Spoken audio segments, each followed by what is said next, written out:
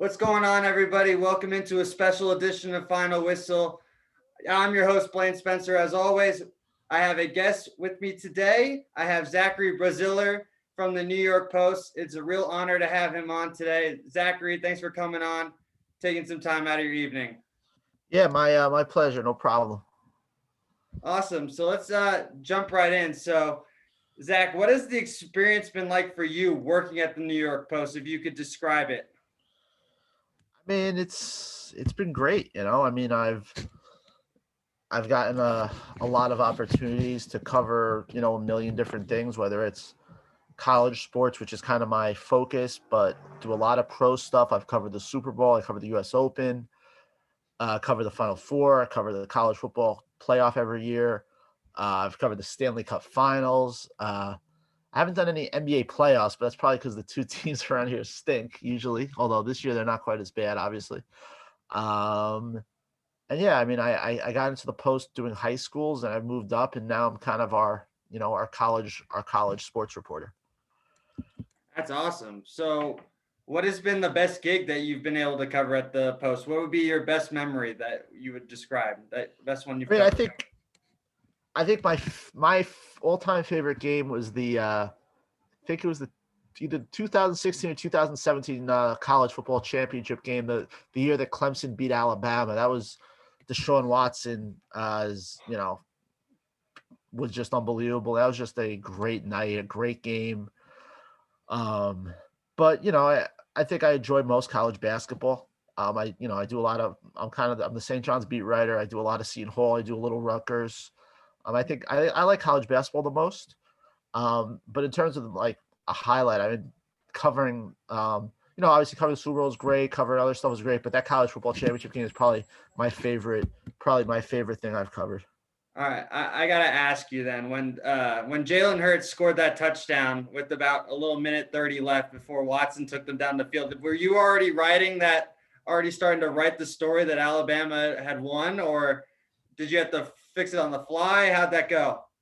Yeah, I mean, I think that's one of the hardest things once you really get to a daily newspaper and is writing on deadline, and you have to kind of have your story basically done as soon as the game's over. So it's you a lot of times you actually have to have kind of like two versions of your story. You have to have, if it's like a game like that, you know, um, you have to have one version of Alabama winning, one version of Clemson winning. It can be a little stressful, and sometimes, especially in the second half of these games, you're barely looking up. You're just looking up to see what's happening. You're not really enjoying the game. I think that's one thing that I think some people don't understand about sports writing is, you know, it sometimes can be hard to enjoy the game. A lot of these great games, I'll kind of go and watch the highlights later that night, and I'll kind of like, oh, that's what happened. That's what happened, because you're just so entrenched in writing and making sure you're not falling behind.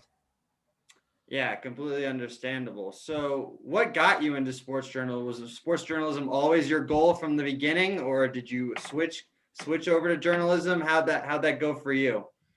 Well, I always wanted to be a professional baseball player. I loved baseball growing up, but I think it kind of became pretty clear as I got, into high school and deeper into high school. I played high school baseball, but I wasn't going to make them, be a professional baseball player. And I worked for my college paper a little bit, but nothing special. And then, after college, I always loved sports. I was, I guess, obsessed with sports, and I got an internship at the New York Sun, and it just kind of went from there. Um, I don't know if anything.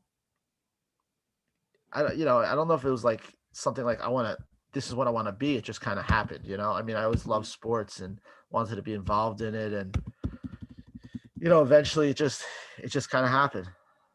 Just kind of took off, basically. Yeah. That's awesome. So what? Because you didn't, getting into sports was your goal, but it wasn't necessarily like something that you thought you were going to be taking full fledged into.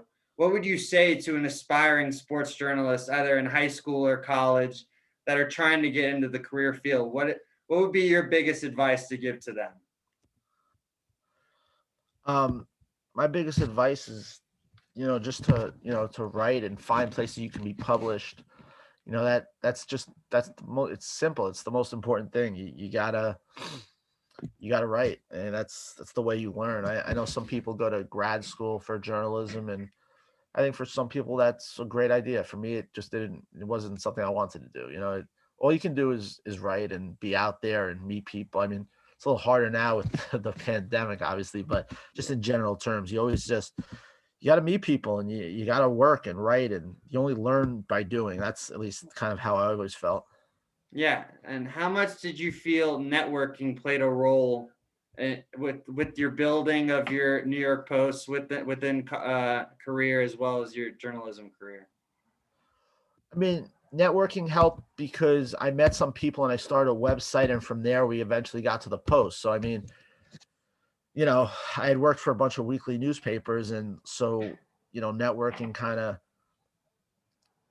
a bunch of guys were just kind of in dead end jobs, and we decided to start a website. So becoming friends with those people, I think, is really what happened. I wouldn't consider myself a great networker. There are people who just love it and are terrific at it. But I definitely think that kind of helped me, is meeting these people who I started the website with, and then I got to the Post that way. Oh, understandable.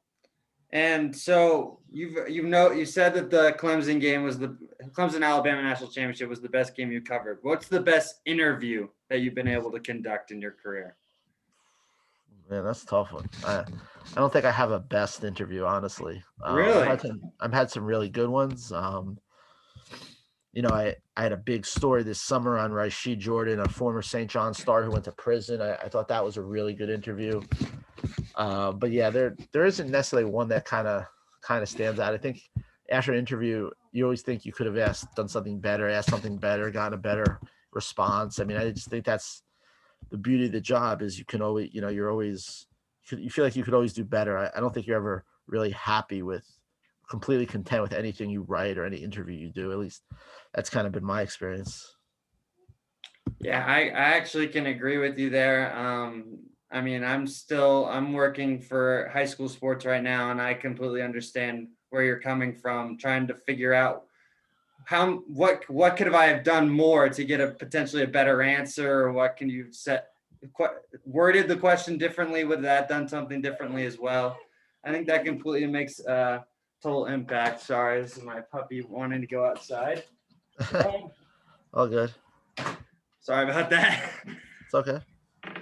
um so let's actually just pick up. I know you were writing a bunch of stuff covering the Super Bowl these past couple weeks. Yeah. What was your overall takeaway from the game? I know many, including myself, thought it was going to be one of the great games to go down in history, and it completely fell flat of that with an absolute Tampa Bay demolishing on both sides of the ball.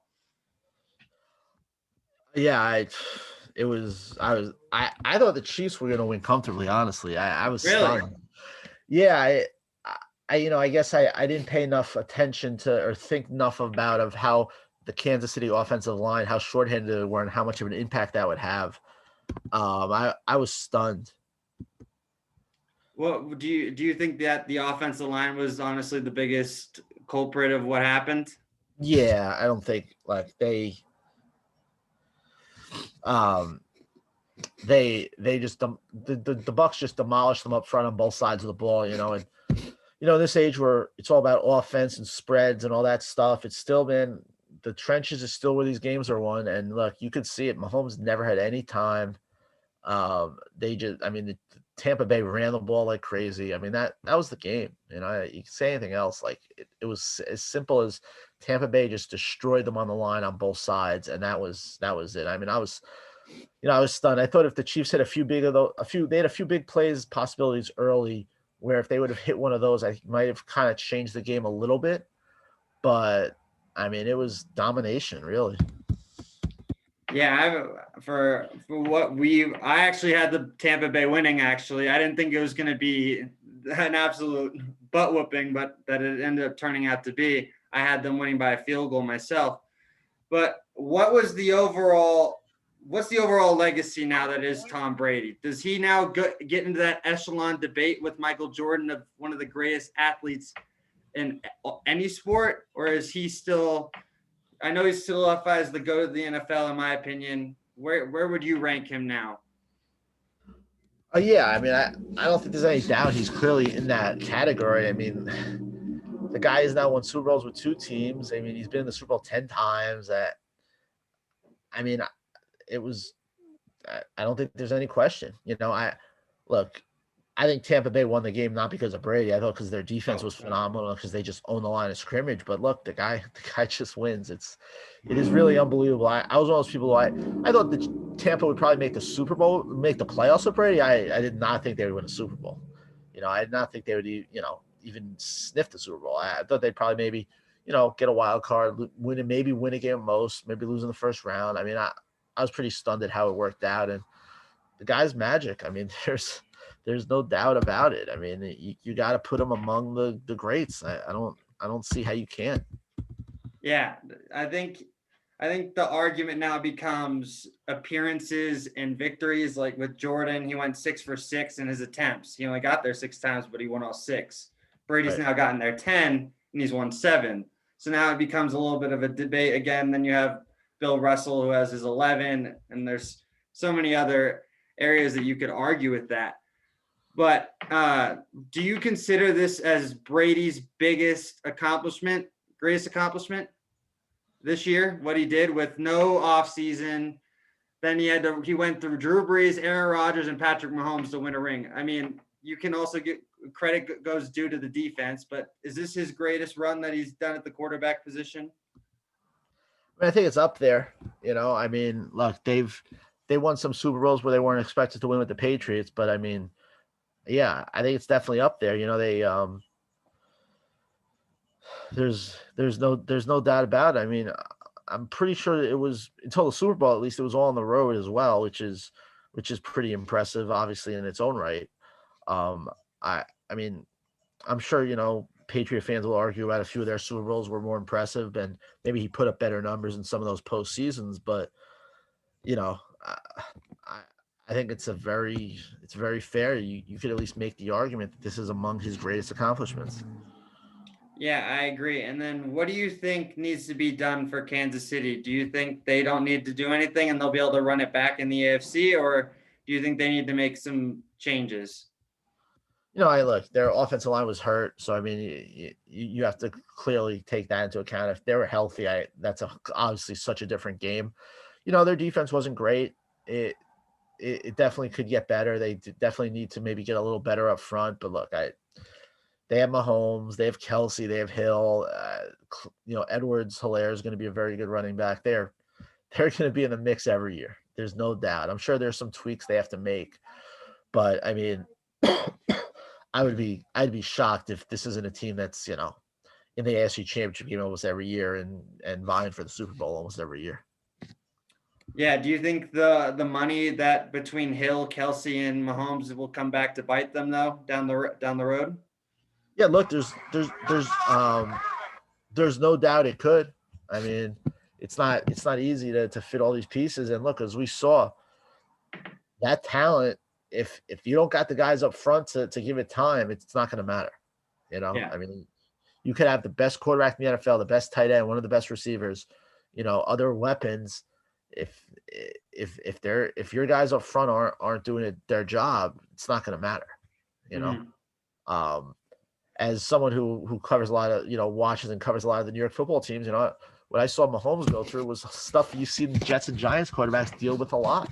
Where they don't have any time whatsoever, and it almost kind of it plays with the quarterback's head, where maybe there are times where maybe he was rushing things because he was worried about the rush. It if you get look if you can't block up front, you got no chance. It's that simple. Yeah, for sure. I mean, I think they moved 3 or 4 linemen around for that game due to the Eric Fisher injury. Remmers went from the right to the left. Wisniewski moved in. There was Right. just a lot of moving parts. The lineup had only played together for like 15 snaps in that AFC Championship game. I think it made everything a little bit difficult. But I know, as you mentioned, you cover the New York sports teams. I want to get your take on this. Should either of them try and give as much as they can to go get Deshaun Watson, or both of them?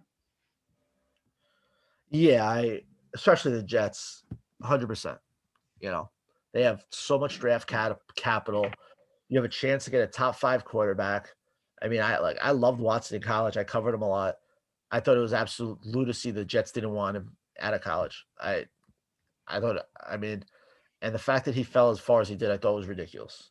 Mhm. You know, sometimes these teams they go too much on measurements and all this other stuff instead of watching the games. If you watch what he did to Alabama 2 years in a row, and that back then those Alabama defenses were phenomenal. You know, they were full of pros, and he decimated them like they were, you know, Prairie View A&M. Mhm. I I thought the Jets should have drafted him. I thought the Bears should have drafted him. I didn't get it. If I'm the Jets, I go all out, especially with their draft capital.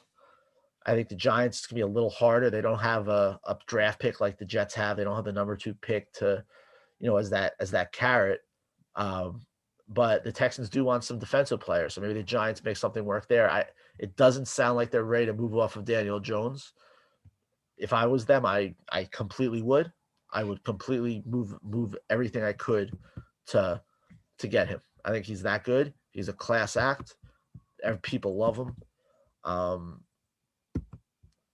I get the argument. You need to build around the quarterback instead of just going and getting one. And but especially with the amount of picks the Jets have, if the Texans really want to trade him, I think the Jets 100% have to be all in. Do you think he will be traded by the end of before Yeah, the next year? I do. I think it's something that you're going to see happen in like probably right before the draft. I Okay. think I think the Texans are going to call his bluff. They have no need. They have no reason to trade him now. They're going to see what they can get. Number one, number two, maybe that he'll kind of back off and back down. But I do think before the draft he will get traded. All right. So let's switch some gears then to college basketball. You cover Seton Hall, St. John's, as well as Rutgers. What has been your overall impression of all three teams? And then what are your chances for the three of them making the tournament? Um, I mean, I think Rutgers is more or less in. Yeah. They would have to completely fall apart. I think right now they're around a 7 seed, maybe a 6. They've had a very good year. They had a little mini slump there, but they're a terrific defensive team. Steve Peichel's a very good coach. I'm a big fan of Miles Johnson. They're starting center.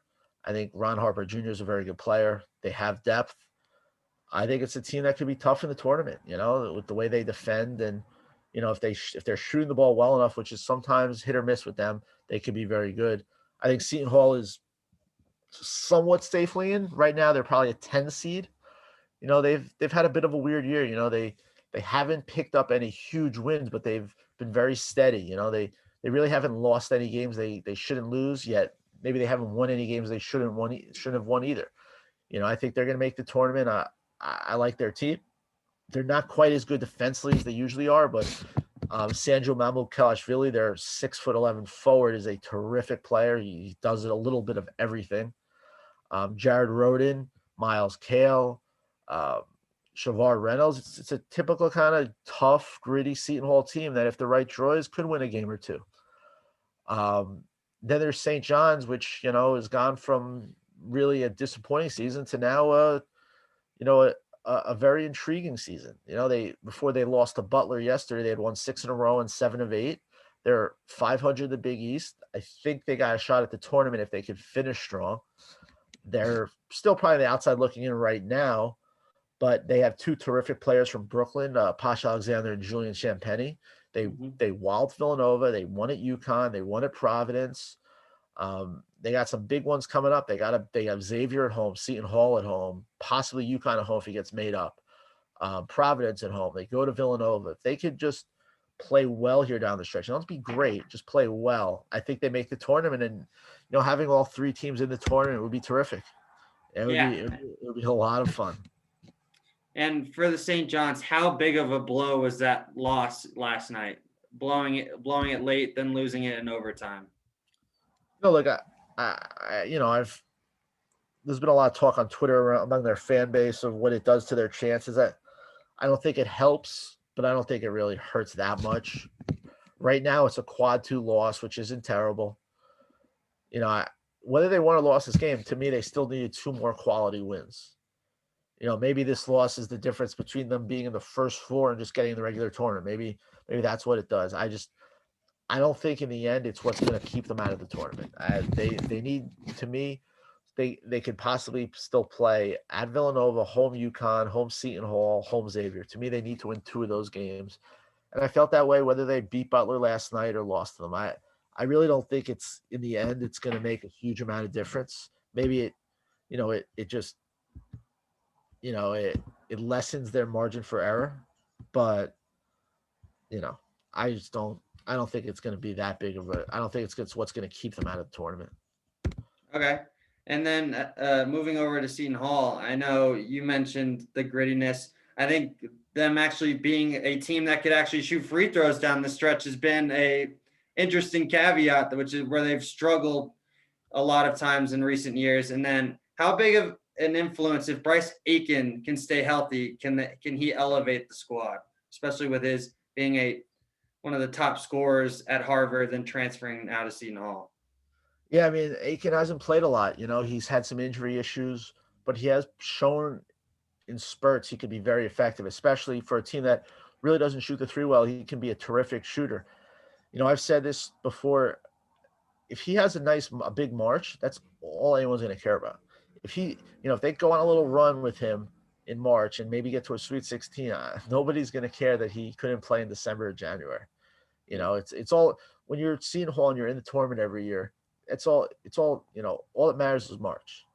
If they can win a few games, even though maybe this regular season hasn't been great, that would be such a big thing for that program. When last year you really thought they had a chance to do major damage, and obviously the virus kind of wiped everything away.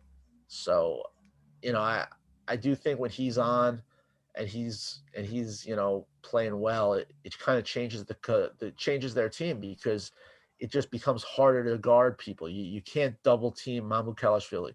You have to stay honest on their shooters. He's, to me, is an X factor. I said, in our Seton Hall preview, I said he was their X factor. If he can play, efficiently and effectively, they can beat anybody.